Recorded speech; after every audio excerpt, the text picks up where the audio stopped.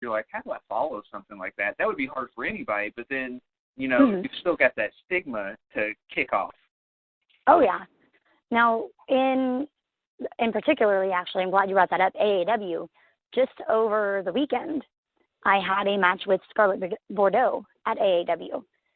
On this same card was Sami Callihan, was the OI4K versus War Machine, Desmond Xavier and Zach Wentz, AR Fox, everybody that you could think of would have been on this show. And I had a, 5-minute match with Scarlett Bordeaux. So that match had the absolute expectation that it wasn't going to hold its own on that show. But we went out there and we wrestled. We came hard, we hit hard. And, we didn't do a lot of flippy doodah stuff, as a lot of people would put it. But what we did, we made count. So it ended up being, one hell of a match. But that's something that, and it was at their Bourbon Street venue, which is one of the bigger venues that they run in.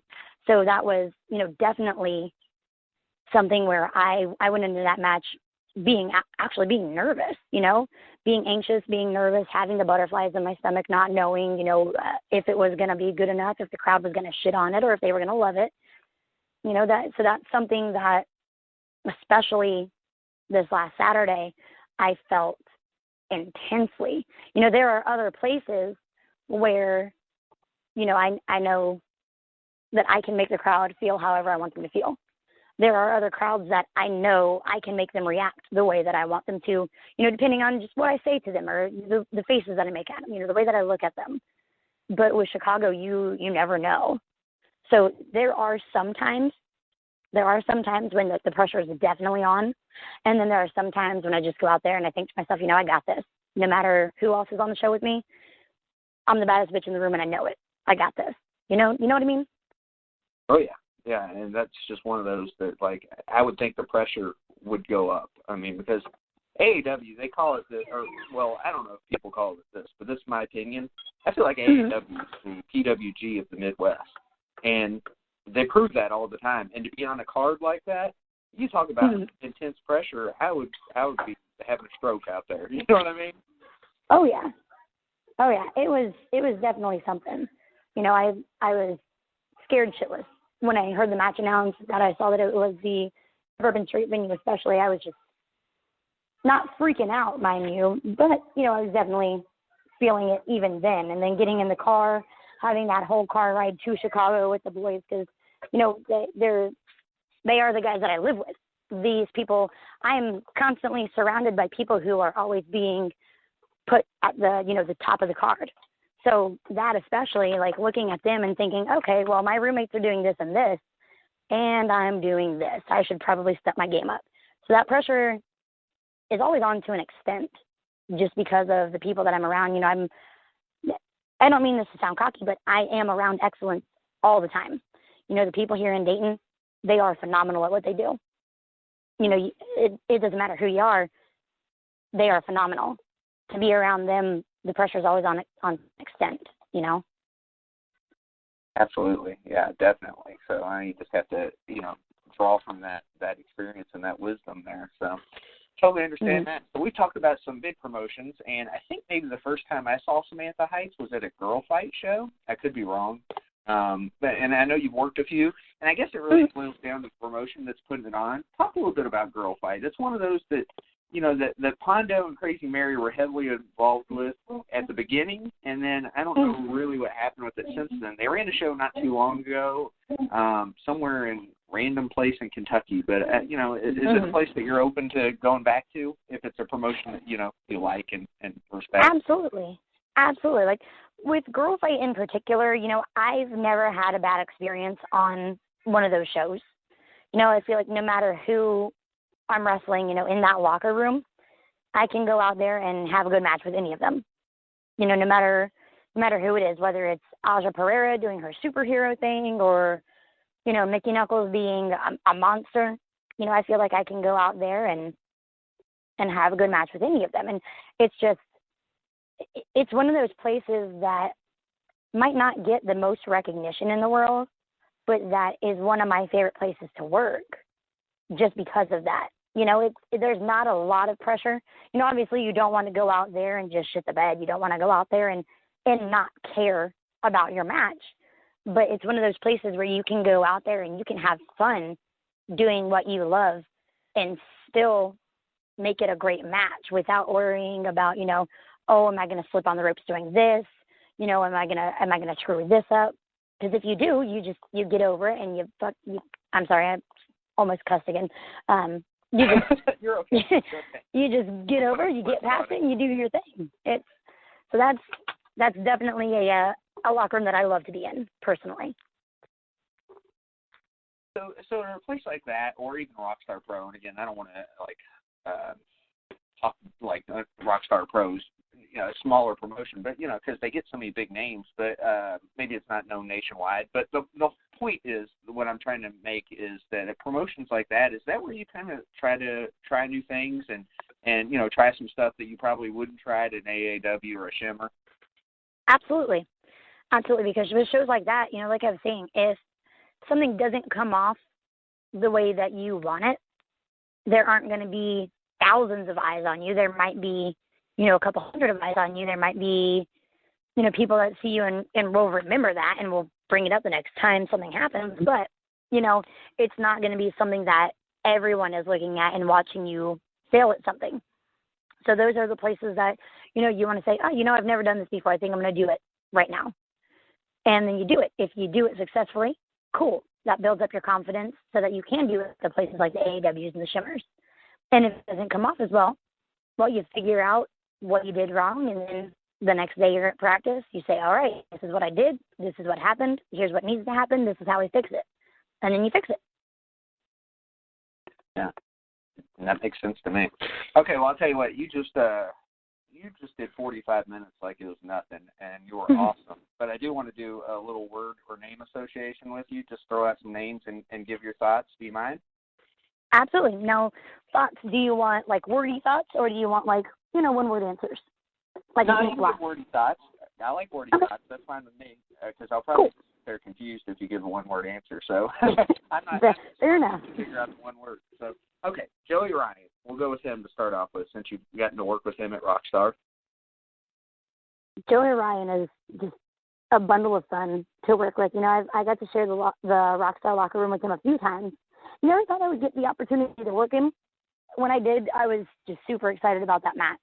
Because you never know what's going to happen. You never know what's going on or what shenanigans, he might want to do. Or, for instance, in our match, he pulled out a bucket full of gummy bears in our match, which was just something that nobody saw coming, So he's just a fun guy. I really like that guy. That match is available on YouTube too, isn't it? On Rockstars. It is. It is available on both. I think actually, Rockstar released it on their YouTube channel as a free match. There you go, people. Find it. Mm-hmm. Okay, Holly did. From the West Coast, you got to work with her a couple times. What did you think of her? She was. I don't want to say she was intimidating, but she was. What's the word I'm looking for? She was another one you just didn't know what was going to happen, but not in like a goofy way.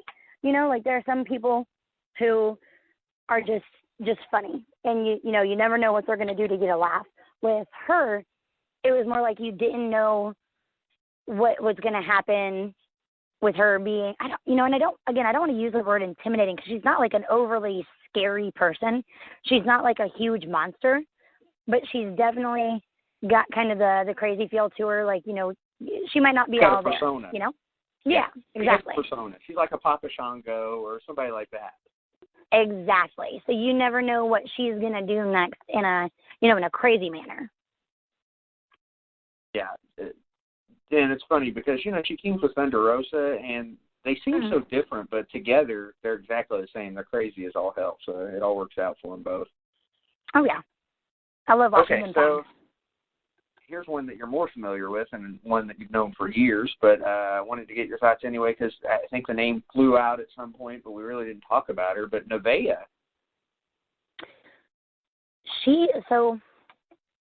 Oh, man, there are all kinds of things that I could say to her. She has helped me in wrestling so much. Without actually being my trainer, she's probably taught me more than any other single person in the wrestling business. I mean, she's taught me about tag wrestling, which she, you know, the whole Chris family, they are tag team specialists. You know, Dave and Jay being the Irish Airborne, the OI4K. And then when Nevaeh, she was actually one half of the first Shimmer tag team champions. So she's done a lot of tag team wrestling throughout her career, and she's helped me immensely with that, you know, just learning how to be a cohesive team and, you know, a unit with someone. But she's also, you know, her and I have taken road trips together. We've gone hours on the road, you know, days even on the road together, and spent a lot of time just talking about wrestling. You know, she answers all my questions. She gives me advice on this and that and the other. You know, if I have a question, what do you think about this gear? Do you think this would work better than this? You know, what do you think? So she is one person that I can honestly say has helped me with almost every single facet of wrestling that you can even think of. You know, she's a constant in my life because she's at Shimmer, she's at Star, she's at WSU and Queens of Combat. She's everywhere. And she's one of those females who I really don't think gets enough recognition for what she does, because she is so unbelievably good in the ring, but you almost never see her, you know, with the exception of just recently a rock star, you almost never see her in a main event picture or in a title picture. But she's one of those people who just busts her ass and gives everything she has every time. So, I mean, I was drawing a parallel between you two when you were talking about her. I'm sitting here thinking, that sounds like you, Samantha. You know what I mean? Because you haven't really been in most places in the main event picture, but you're still so important hard every single time, especially at Rockstar. Thank you. But, well, thank you. And now hopefully other places too. Not to say that you haven't been getting around for a few years, but yeah, you get my point, I'm sure. Okay, so I'm going to throw two out at you because they're both in the Mae Young Classic, and you've worked with both of them, Kimberly and Candice LeRae. Okay, so I love both of them, first and foremost. Kim, I know a little bit better. I've worked with her a few times. I worked with her at Rockstar twice and then at Shimmer once. And then I tagged with Candice LeRae at AAW, which was a lot of fun. You know, she's really, really creative and really inventive with everything she does. They are both just phenomenal people. Kim, I've known for almost the entire time that I've been training, even before I started wrestling. She was there, you know, also trying to kind of help guide me, push me in the right direction. She's one of those people who you can ask her anything, and she'll give you an answer with a smile on her face. I don't think she has a mean bone in her body at all. And then Candice, I mean, the same. She's always smiling and she's not one of those people who is like, people say she's nice. Like, she's just a genuinely good dude, you know? And I feel like I don't understand how she's not, how she hasn't been in the E, you know, even prior to the Mae Young Classic. That opportunity for her is so well deserved. I just don't understand how it didn't come sooner, you know? But they're both such phenomenal people and great workers. And two people who have also worked, you know, they've worked on the guys, they've worked with girls, they've worked everywhere in between.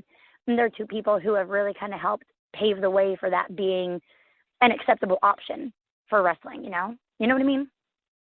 Oh, yeah. And you wouldn't say this, but it's almost like I realize you can find a place for somebody like that, but they've been around, they've done so much on independent wrestling, there's almost no place for them anymore. I know you can find a place because they're so important, but it's like, what else do they have to do? You know what I mean? So that it's time. It's been time, and it's nice to see that, and hopefully it, you know, turns into even more for both of them. I agree with that 100%. I can say that about a lot of other people too. So yeah. Right. Okay, so last name I'm going to throw out to you because her name's getting more recognition recently for various reasons, and certainly none of them bad. Brittany Blake, she's one that you'd worked with for a while. I mean, different years. And Brittany Blake is one that she kind of flew under the radar for a while, but now I feel like her name's getting out there more and more. You know, she's one of my favorite people. Her and I are a lot alike, actually. We always, forever, we joked about, you know, tagging at different places and doing twin magic. Even though you can clearly tell us apart, we are basically the same person